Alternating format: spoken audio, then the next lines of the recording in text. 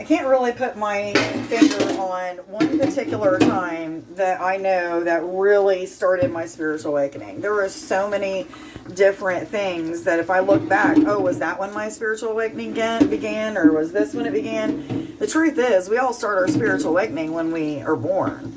We all start to go through this process of learning about who we are, where we came from, why we're here, and things of that sort. First, we have to go through a lot of the lessons that we need to learn. So we choose what lessons we need to learn so that we can evolve and help this planet to evolve, and then we learn those, whether it be through things like I went through, molestation, physical abuse, verbal abuse. Emotionally, I was just fucked up for a long, long time, right? During those times, I seeked out things like God, angels, and things like that. I never really felt like they were too close to me. I always just felt very separate from, Christ, God, the world, everything. I always felt like things that I said didn't matter to anybody. And then, I started seeking other ways, started working with Ouija boards and working with people who was already connected with spirit in the ways that I felt like I was supposed to be connected. Not knowing that later on in my life, I wouldn't be into spell work and witchcraft and all of that stuff. Not that I am judging anybody, because I think everything has a place. We all choose our path. Again, I know that. Everything has a place, but that is no longer for me. So, when I started realizing that I was going through a spiritual awakening, a lot of different things happened to me, okay? This is just one story, okay? I was still deep in drug use. I was a crackhead. I'd already been using any other drug, and eventually I got into crack, and I was a crackhead. I had already had one child that was living with my aunt. My son had just went and moved in with my husband about 7 months prior to that, because I had actually went to rehab and got clean for a little bit, and when I came back, I was involved with somebody I shouldn't have got involved with, and I ended up relapsing. Got on crack really, really bad and started having a lot of crazy experiences. This is one of the experiences. And I know some of you are going to be like, well, it's just because you was on crack. Crack doesn't make you hallucinate unless you've been up for several days. I wasn't up for several days at this point. So basically what had happened was I've always been connected, and I got this message. You need to tell your friends that you're going to be up in your bedroom for a while, no matter what they hear or what they think you might be going through. They're not to call the cops. They're not to call 911. Okay? So I told my people this. They know that when I hear things or what have you, I really truly believe it is what it is. And, they trusted. So it was damn near what felt like 12 hours. It was a long, long time. I sat in my bedroom, laying on my bed, actually, and went through this whole entire process of over and over and over again, seeing the negative things that had happened to me. My lowest self, the devil, the demons, the demons of sexual perversion, the demons of physical abuse, all of these aspects started revealing themselves to me. At the same time that they were doing that, I was having to fight through good things that had happened to me. And it was really, really hard to find those good things. And God was just like, you got to dig deeper. You got to dig deeper. They're there. There's memories. There's good things about your life. 3, 4, 5. So I started digging deeper and deeper. Now, mind you, I'm not able to get off my bed. I'm not able to open my eyes. I'm crying. Sometimes I'm screaming. Sometimes I'm just going through this immense physical pain. Later on, I knew that pain was because my fingers were clawing me all over the place. These demons that were trying to be released by the good that I was seeing and by the things that was happening on this just so deep spiritual level to release these things from me, they would just hold on and they would scratch at me. And when I woke up from this ordeal, my fingernails underneath were bloody, had skin on them. I had scratches all over my plate from my stomach up. But what had happened was God seen something in me that I didn't see in myself. And God already knew, okay, at this time I didn't realize that God was not separate from us. God already knew that I had to go through all kinds of experiences that were going to help me to see that it was real, that God is real, that unconditional love is real, that healing is possible, that life doesn't have to be so bad. So that happened.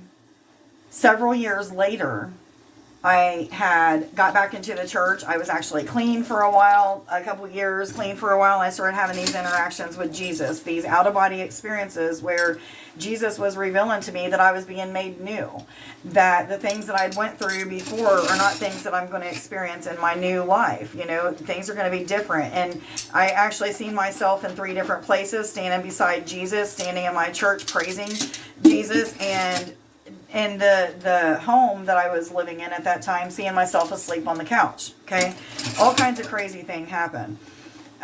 So I seen myself being made new. You know, this all happened while I was having an out-of-body experience. And then I went through several times of being called to different churches. One was my own church, the church that I had this interaction, you know, when I was seeing myself in the church praising Jesus. It was that church that I'm referring to, where hands were laid on me and demons were delivered, okay?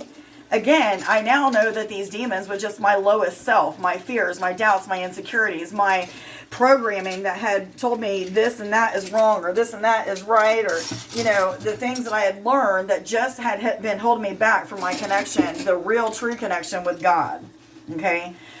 And so, as I was being guided to go to all these different churches, I went. One of these churches was known for, you know, having people within that church that laid hands on people and demons would be removed. I didn't think nothing about it, but I went to this church anyway, and we were singing and praising. I kept hearing this voice inside me say, go lay up on the stage where they're singing at, where they're playing these instruments.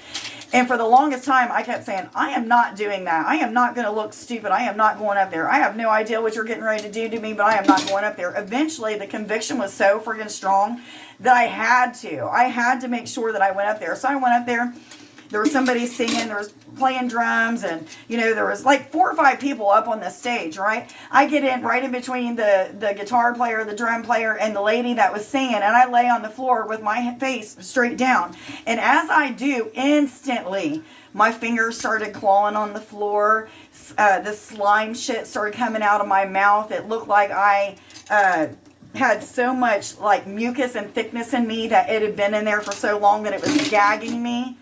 As soon as this started happening and my body started moving and clawing the floor, and it just like looked like a demon. Looked like I was possessed by a demon, all right? All of these people stopped what they were doing. They took the children out of the room, and all of the people of the church came up and started praying for me. As they did, I was screaming, I was shouting, I was cussing at the preacher. There was all kinds of shit that was just coming out of my mouth that never would have had not this been happening. So I did this and I did that, and I couldn't tell you.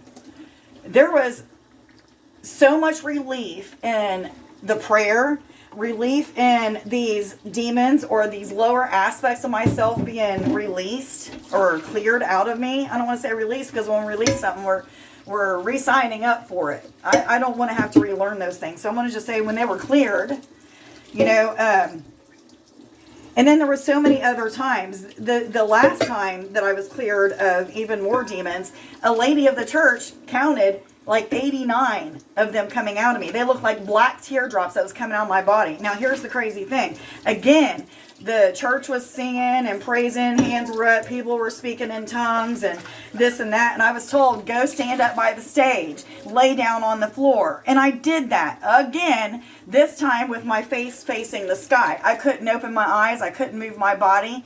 All of a sudden, my eyes were able to open up just enough to where when I looked up into the ceiling, there was a big old angel. And this angel had the sun shining all around it, especially like in the middle of it. And in the middle where this sunlight looking energy was coming through, I seen the face of my daughter.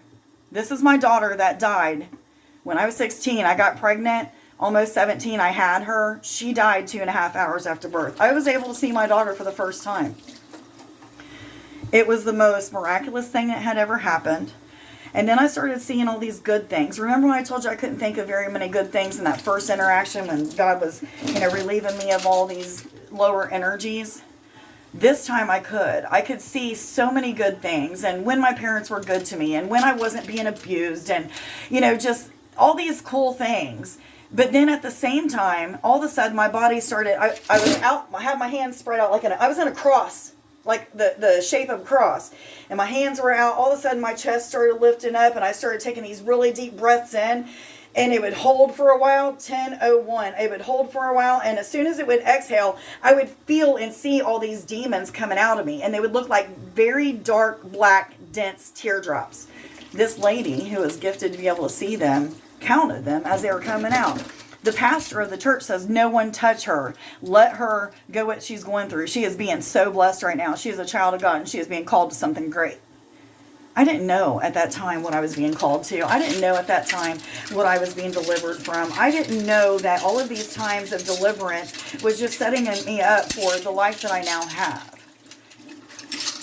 A life where I understand how powerful I am, where I understand that God is within. It's in everything. Living, breathing, once living, breathing, solid, non-solid. It's everything. That when I pray and I seek God, things happen. And I'm telling you guys, I don't have to worry about these lower energies being removed from me anymore. I don't have to worry about demons speaking to me and telling me I need to do this and do that, or I'm unworthy, or whatever it may be. Because I kept allowing, I kept being obedient, and I kept listening to what God was directing me to do. Whether it was a new church, or reading a new book, or talking to somebody that I've never talked to, or laying down on the ground 2 different times and being delivered by demons. I had no idea what was going to happen. But it's brought me to the energy that I'm in today, where I don't have to worry. I know that I'm always taken care of and I'm always protected. I know that the things that I go through are meant for me to go through, that they have a purpose and they have a reason. And I don't have to know what those reasons are. I just got to do what I'm told to do and be obedient. I hope that you guys got something out of this message. Much love.